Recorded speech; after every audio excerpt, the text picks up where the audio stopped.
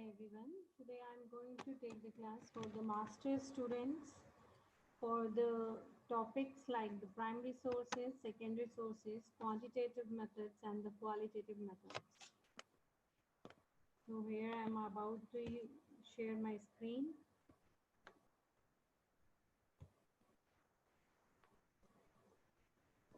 Now, once you are going for your research work, once you are going to process your research, you will need to come across some kinds of words with you which will be very helpful.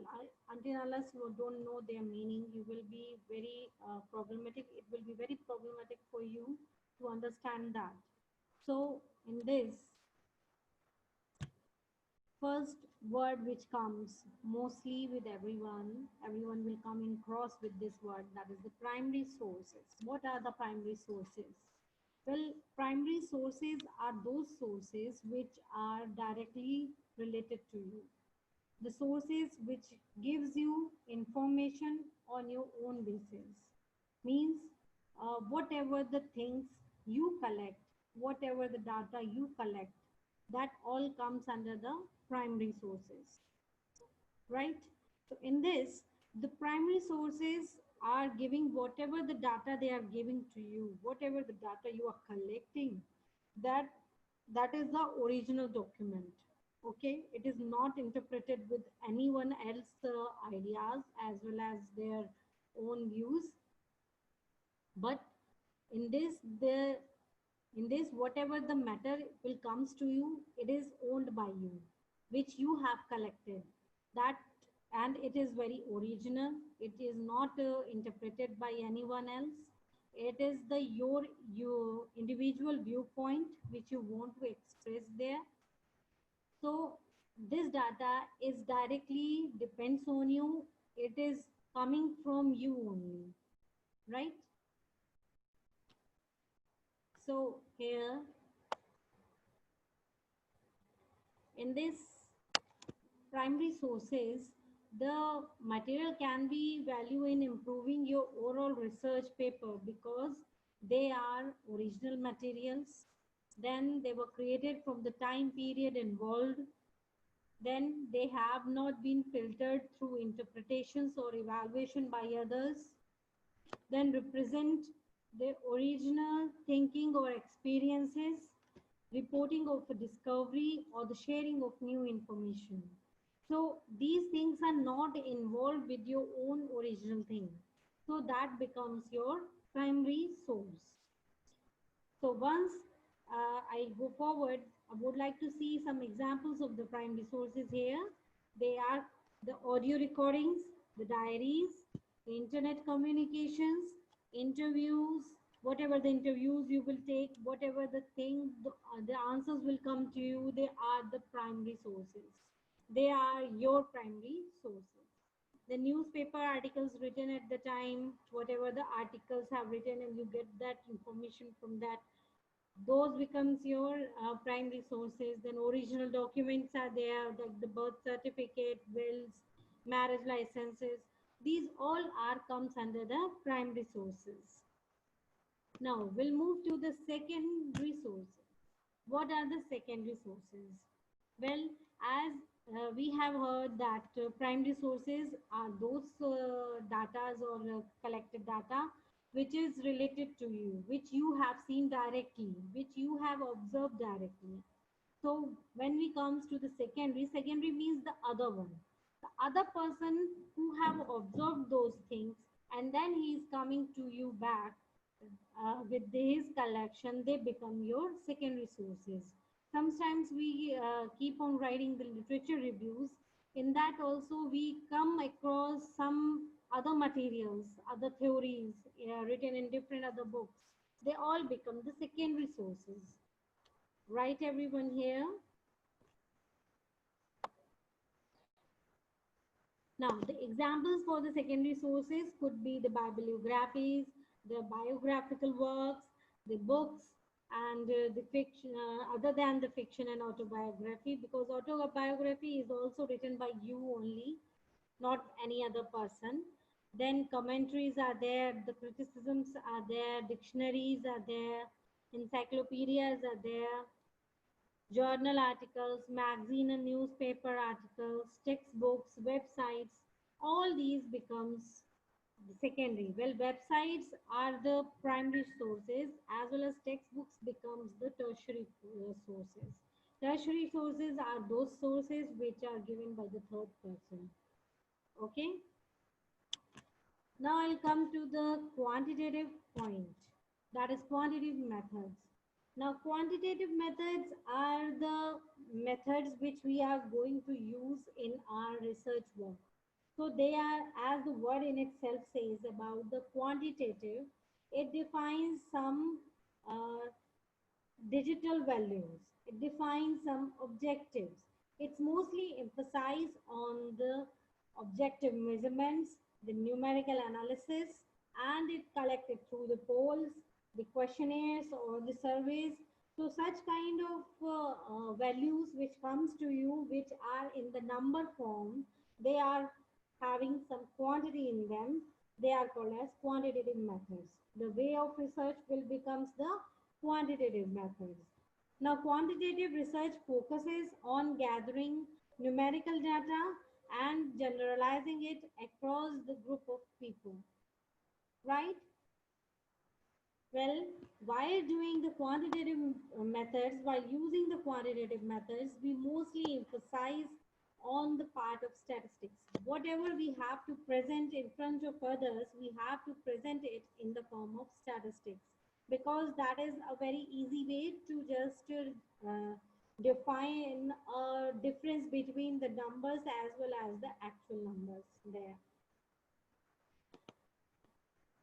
Now, quantitative research deals in numbers, logic, and the objective, and focusing on logic and numbers and unchanging statistic data and in detail. Then convergent reasoning rather than divergent reasoning, they all also come in that quantitative methods. So what are the characteristics of the quantitative methods?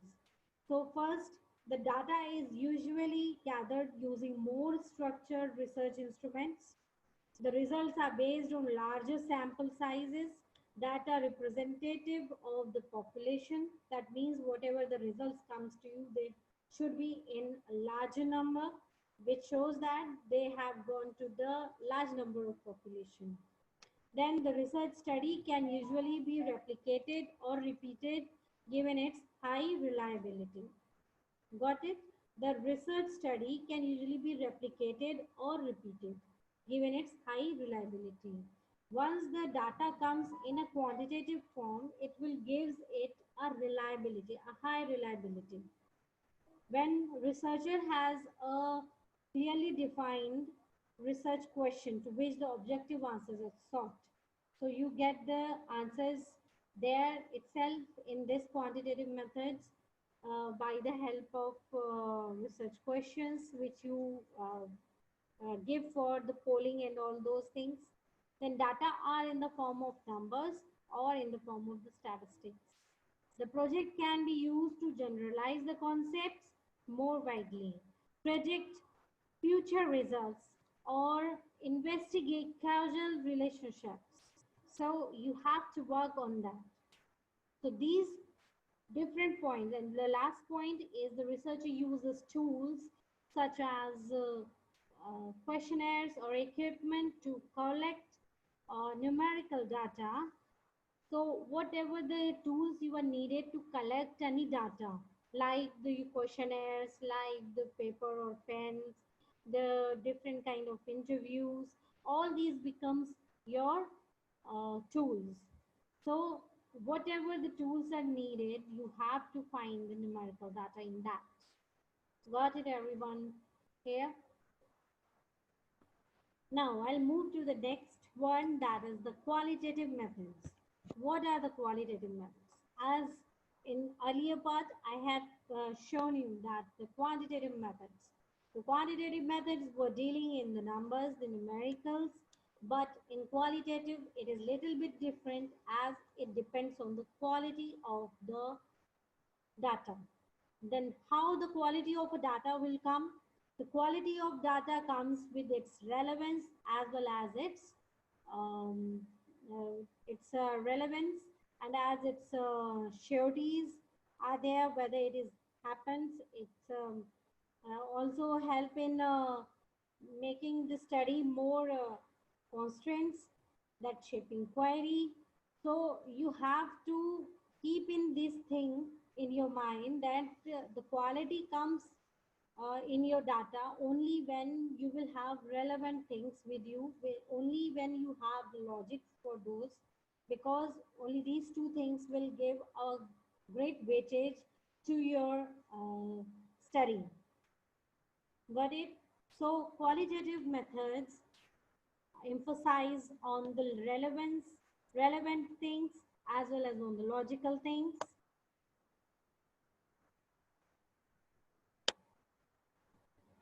So in design, what kind of the design the qualitative methods have? Like the naturalistic, emergent, and purposeful. The three designs they have given in this. We have not read any kind of designs regarding the quantitative because it depends mainly on the numerical values as well as on the statistics. So most of the things get defined in these two ones. But in qualitative, you have to explain things according to you, whatever the relevances you have, whatever the logics you have. So you have to explain them. So on the basis of explaining the things, on which basis you are going to explain things, that comes under the design of your qualitative methods. So first there is the naturalistic. So the naturalistic method refers to the studying real world situations as they unfold naturally, non-manipulative and non-controlling. Then researcher is open to whatever emerges.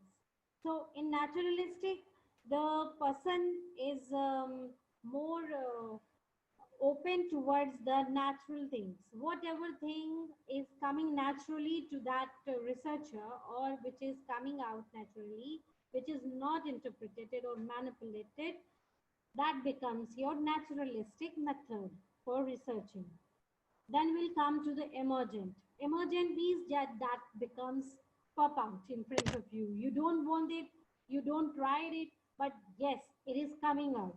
So those things, those problems which are coming on its own way, which are showing you the real thing about the community, they become the emergent methods, emergent qualitative methods. Then we'll come to the purposeful. So while you are conducting some research, you have some purpose for that. So once you come with your purpose there, when your data collected on the basis of your purpose, then it becomes the purpose qualitative methods. Right, everyone? If you all of you having any doubts regarding this, if you all of you have any doubts regarding this, you can mail me on shipra@yesbud.org, or you can write down your questions on forum. Icon has been given in your account also as well as in the website. So you can write down your questions there, and we will definitely answer to those questions. Thank you everyone for the class today. Thanks a lot.